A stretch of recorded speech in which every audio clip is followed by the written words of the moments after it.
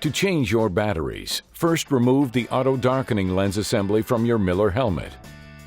After removing the lens assembly, slide the battery holding trays out and remove the old batteries. The trays are located at the top of the lens. Replace the old batteries with new Panasonic CR2450 batteries. Be sure the positive side of the battery faces up toward the inside of the helmet. There are 2 batteries required. Then reinsert the battery trays. The left and right battery trays are not interchangeable, and the auto darkening lens will not work if the battery trays are installed on the wrong sides.